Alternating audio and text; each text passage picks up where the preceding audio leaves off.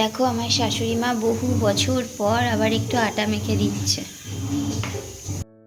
মণিমালাস ব্লগে তোমাদের স্বাগত আর অনেক ভালোবাসা। আজকে আবারও একটা ব্লগ ভিডিও নিয়ে তোমাদের সামনে চলে আসলাম।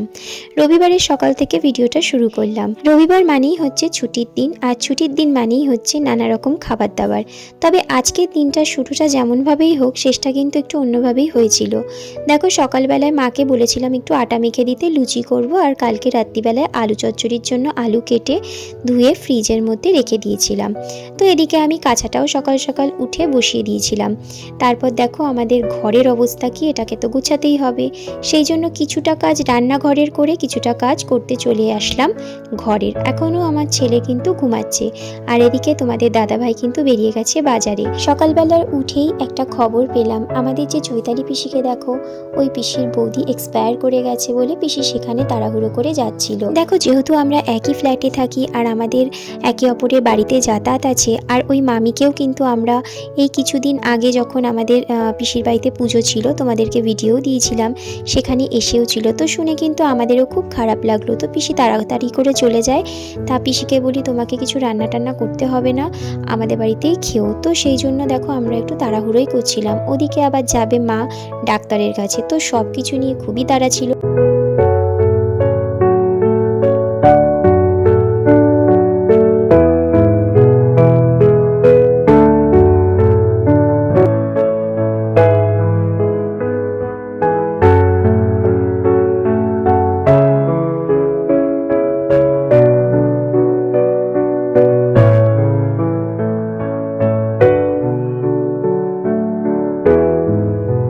এদিকে আবার তোমাদের দাদাভাইয়েরও খুব তাড়া ছিল, কারণ হঠাৎ করে ওর ফোন আসে, ওদেরই এক সহকর্মীর মেয়ের নাকে আনার দানা ঢুকে যায়। তো তার জন্য ওরা হসপিটালে গিয়ে দাঁড়িয়ে রয়েছে, কোনো রকম কমিউনিকেট করতে পারছিল না। তো ও খুব তাড়াতাড়ি করছিল, আর আমি দেখো এখানে টিফিন বানাতে শুরু করে দিয়েছি, কারণ আমি তো আগে থেকে জানতাম না যে ও বেরিয়ে যাবে, আসলে ও নিজেও জানতো না।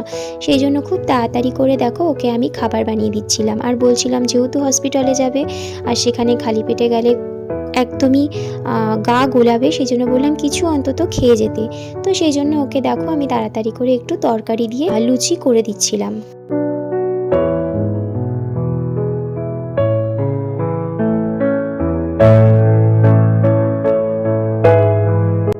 আজকের সকালটা শুরু হয়েছে এমন একটা নিউজ দিয়ে, একদম ভাল লাগছে না। সত্যি কথা বলতে এমনি যেমন তেমন হয়, কিন্তু এরকম উল্টোপাল্টা সংবাদ আসলে কিন্তু খুবই খারাপ লাগে, মনটার ভিতর একদম খচখচ করতে থাকে। তো দেখো, তারপর আমি কিন্তু নিজের কাজটার মধ্যেই ব্যস্ত হয়ে গেলাম। আর এদিকে তোমাদের দাদাভাই কিন্তু একটু মাংস এনে দিয়েছে, একদমই অল্প।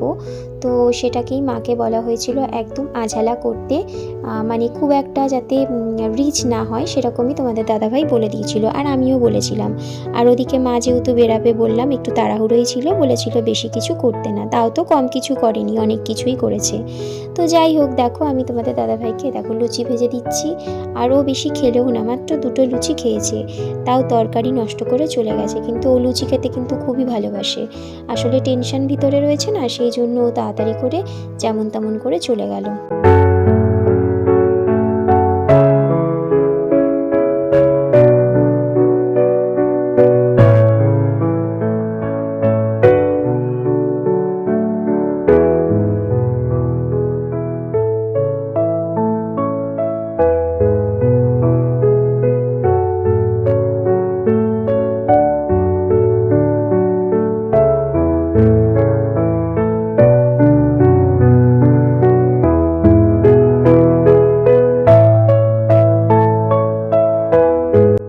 মোটামুটি সব লুচি ভাজলাম, শুধু 5খানা লুচি ভাজিনি, কারণ আমার তোজো এখনও ঘুম থেকে উঠিনি। সেই জন্য ভাবলাম ও উঠে গেলে তারপর গরম গরম ওকে লুচি ভেজে দেবো, মানে ও 5টা লুচি খাবে না, গরম গরম ওকে 2টো লুচি ভেজে দেবো, ও খেয়ে নেবে। আর এদিকে মায়ের হাতের কাজটাও একটু এগিয়ে দিলাম, চাল ধুয়ে দিলাম, মাংস ধুয়ে দিলাম, এগুলো সব ধুয়ে টুয়ে রেডি করে দিলাম। তারপর চলে যাব ঘরে। ঘরে গিয়ে তোজোকে তুলতে হবে, এখন কিন্তু তাও 10:30 বেজেই গেছে। তারপর ওকে স্নান টান করিয়ে একটু বেরাবো বললাম না।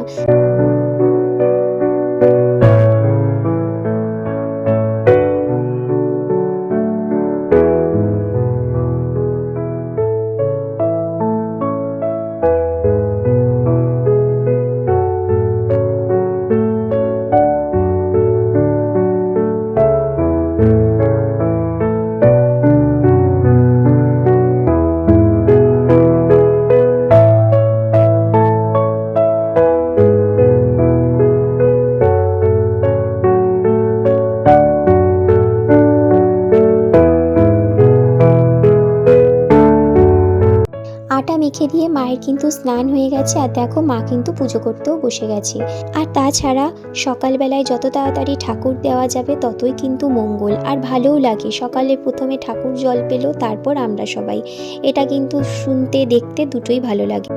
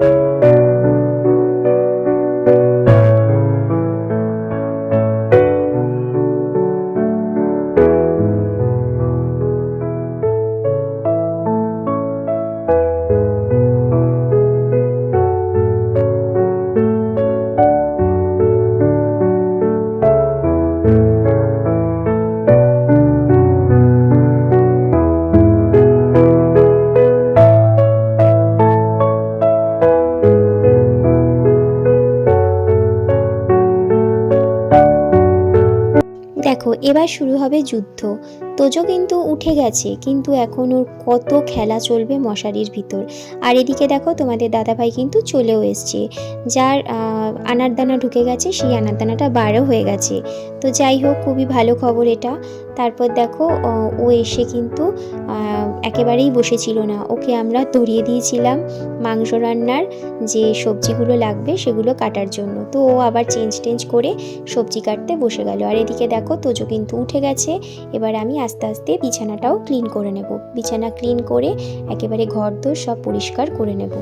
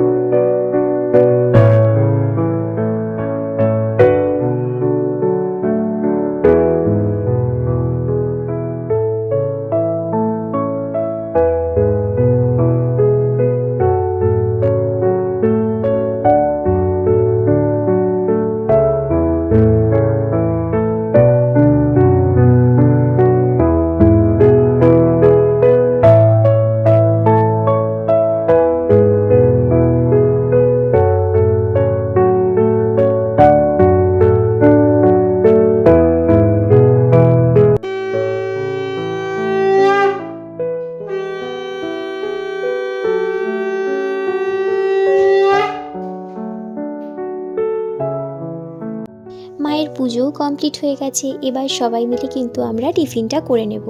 তো যাই হোক, আজকের ভিডিওটা এই পর্যন্তই রাখলাম। যদি ভালো লাগে অবশ্যই লাইক কমেন্ট শেয়ার করে দিও।